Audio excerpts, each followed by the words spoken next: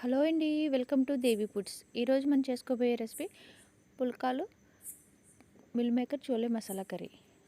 ముందుగా కర్రీ చేసుకోవడం కోసం శనగల్ని నానబెట్టుకుని శుభ్రంగా కడిగి వాటిని మెత్తగా ఉడికించుకోవాలి. ఆ తర్వాత గోధుమ పిండి తీసుకుని జల్లించి రుచికి సరిపడా సాల్ట్ యాడ్ చేసుకుని ఈ పిండిని చపాతీ పిండిలా స్మూత్గా కలుపుకోవాలి. ఇలా కలుపుకున్న పిండిని ఒక హాఫ్ అన్ అవర్ పాటు పక్కన పెట్టి తర్వాత కొంచెం కొంచెంగా తీసుకుని ఇలా చపాతీల మాదిరిగా ఒత్తుకోవాలి. ఆ తర్వాత స్టవ్ వెలిగించి చపాతీ పెనం పెట్టి వాటిపై ఒక 2 మినిట్స్ పాటు అటు ఇటు వాటిని కాల్చుకోవాలి.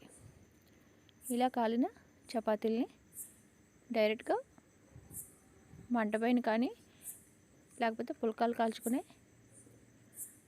రేకు పెన్ కానీ వేసుకుని కాల్చుకోవాలి. ఇలా కాలిన వాటిని ఒక ప్లేట్లోకి తీసేసుకోవాలి. ఇదే విధంగా అన్నీ కాల్చుకోవాలి. ఆ తర్వాత ముందుగా ఉడకబెట్టుకున్న శనగలు తీసుకుని పక్కన పెట్టుకోవాలి.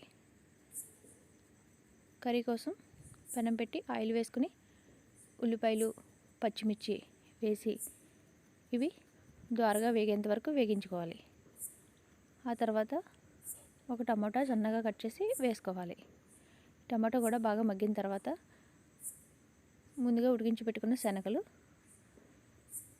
వేడి నీటిలో నానబెట్టుకున్న మిల్ మేకర్ కూడా వేసుకుని ఇవి మొత్తం బాగా కలిసేలా కలిపి రుచికి సరిపడా సాల్ట్, ఒక 2 స్పూన్లు కారం కూడా యాడ్ చేసుకోవాలి.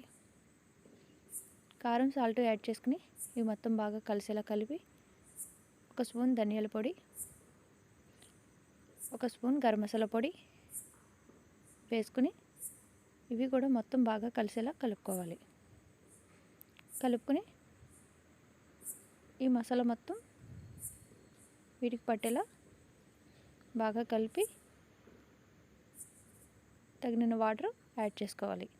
వాటర్ యాడ్ చేసుకుని ఒకసారి బాగా కలిపి మూత పెట్టి దగ్గరగా ఉడకనివ్వాలి.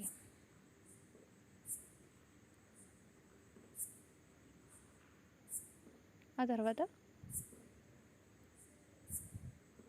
కొంచెం కరివేపాకు కానీ కొత్తిమీర కానీ యాడ్ చేసుకోవాలి.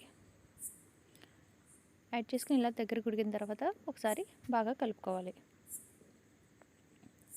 ఇది మొత్తం బాగా దగ్గరకు ఉడికిన తర్వాత స్టవ్ ఆఫ్ చేసి దించేసుకోవడమే. అంతేనండి, ఎంతో టేస్టీగా రుచికరంగా ఉండే పుల్కాలు మరియు meal maker chole masala curry ready. మీకు నచ్చినట్లయితే మీరు కూడా ట్రై చేయండి. నచ్చితే లైక్ చేసి షేర్ చేసి సబ్స్క్రైబ్ చేసుకోండి. ఈ రెసిపీ మీరు కూడా ట్రై చేసి ఎలా వచ్చిందో కామెంట్ సెక్షన్లో కామెంట్ చేయండి.